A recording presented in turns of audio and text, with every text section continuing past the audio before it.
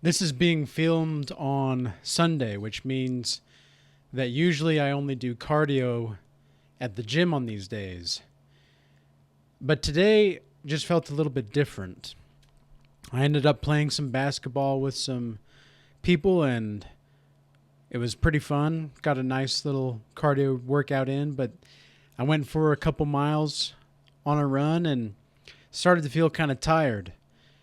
But I didn't want to keep running, and so I ended up doing some shoulder workouts. And afterward, on my drive home, I started to feel like a little bitch. Because usually on my cardio days, which are my off days, I usually try to do at least 4 miles on the just for my cardio. And so when I got home, and I was kind of sluggishly going up the stairs to my here apartment, and I looked at myself in the mirror and I thought, you've got 2 more miles to go, buddy. And I didn't have the motivation, but I knew that I needed to do it. So what did I do? I went outside and I ran 3 more miles. It was a really inspirational moment for me because I realized on that run that you still have way more to give than you think you do. And God did not tell me to rest just yet. That was something I was chanting to myself in my head to kind of keep me going was, God has not told me to rest. And he hasn't. He hasn't told me to rest just yet. I'm not dead yet. I'm still alive. And in the Bible it says God rests on the 7th day. In fact, the exact scripture is, on the 7th day God ended his work, which he had made, and he rested on the 7th day from all his work which he made. And God blessed the 7th day and sanctified it, because that in it he had rested from all his work which God created and made. And that's Genesis 2:2 and 3. And I know what you guys are thinking, all of the Christians out there. It's like, well, what about the Sabbath day? Well, God made the Sabbath day. That's true. But in Mark 2:27 and 28, it says, and he said unto them, the Sabbath was made for man, and not man for the Sabbath. Therefore the Son of Man is also Lord of the Sabbath. So what exactly does that mean? It means that if God didn't tell you to rest, buddy, then you don't need to rest. And now there's some other verses like in Exodus where it says to remember the Sabbath day and keep it holy. But I don't see anything wrong with keeping the Sabbath day holy if you're doing God's work. That's why I don't take days off anymore really either. It's because I know that I don't want to die living a life where I knew I could have given those 3 more miles and I didn't. And that's what I did today when I gave those 3 more miles when I got home from the gym.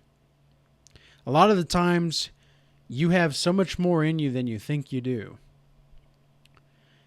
And when I called myself out for being the little bitch that I was, because I didn't want to do that extra cardio, it really woke me up to the limitations that I was still placing on myself in some way. It's like, oh, well, it's my day off. It's my day off. I don't need to do this. I don't have to do this. But if you can do it, why don't you? If it's going to improve your life, why don't you do it? If you're still maintaining a flexible lifestyle in which you're doing what you need to do, then Why not? Go for it. Create the life that you want, and you don't need to feel bad about it. In fact, here's something that you need to hear. I don't know who this message is for exactly, but you do not need to feel bad about creating success in your life. You do not need to feel bad about creating abundance in your life. Because even though there are going to be haters, the haters are going to be people that want to bring you down because they don't like seeing you up. They don't like seeing you actually working towards something that you actually want to get done and that you actually want to adjust to and accomplish in your life. This is, even if you do believe in past lives, why do you not treat this life as if it were the only one? Why not treat this life as if it were the only one? We live in a time period where so many people are not shaping their destiny. They're not shaping their reality. They're not curating this desire for a better and newer and more luxurious life. There is nothing wrong with luxury. In fact, if you want luxury, go for it, but make sure you have the means for it. Otherwise, you're just wasting your energy. And this is something that I've noticed that has been in a lot of consultations that I've had with people recently. It's that make sure the people you're around are creating value with you. Because if they're not creating value with you, they're decreasing not only themselves in their value, but you. And why the hell would you be around people that are decreasing your value? Why would you want to be around somebody that decreases your value? Well, there's a few different reasons. Number one would be out of loneliness, which I think is a poor excuse. But number two would be because you've known this person for a while and you don't really want to let them go, and I understand that, but you might have to just keep them at arm's length. But arm's length means arm's length. It does not mean, well, they're pretty much my friend, even though they don't do this and they don't do that, and they're not really listening to me, but, well, they're still my friend. It's like, well, why are you making excuses for somebody that doesn't give a crap about you and demonstrates it by their actions? Hello? Hello? God does not tell us to rest when there's work to be done. And for me, my work is just beginning. And so, no, God has not told me to rest.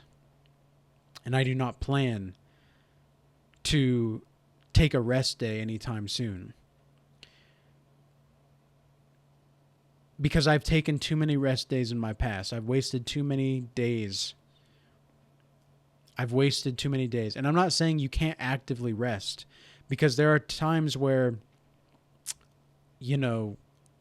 if I'm like today, after the 3-mile run extra, what did I do? After I took a shower and I ate some food, some nice steak and broccoli. After that, what did I do? I took 30 minutes and just sat down and just laid down. There's nothing wrong with that for 30 minutes to an hour or so, if you need to do that. Like on your lunch break or something. But you got to get back right into it. Get back on the horse. And keep drinking your fluids. Keep taking the right supplements. Keep taking the amount of calories in that you need to sustain that kind of lifestyle. And keep focusing on the highest spiritual channels. Because what else are you going to do? Are you going to lay down and act as if you're you're dead? You've died? I was talking to somebody recently in a consultation, and we were talking about how people are just spending hours and hours a day just watching TV sometimes. And it's like, yeah, no, we don't do that here. We don't waste our time here. If we're going to watch something on TV or on YouTube, it's going to be educational. It's going to be informative, like this video. It's going to hopefully inspire somebody to get out there and start doing something.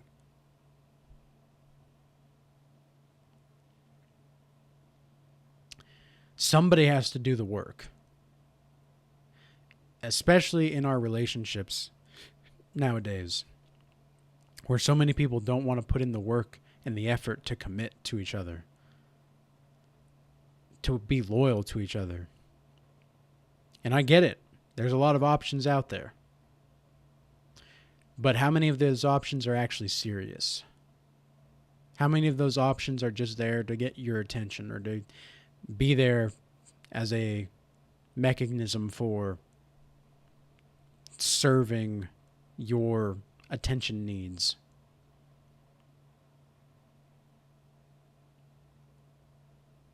It's time we start taking ourselves a little bit more seriously.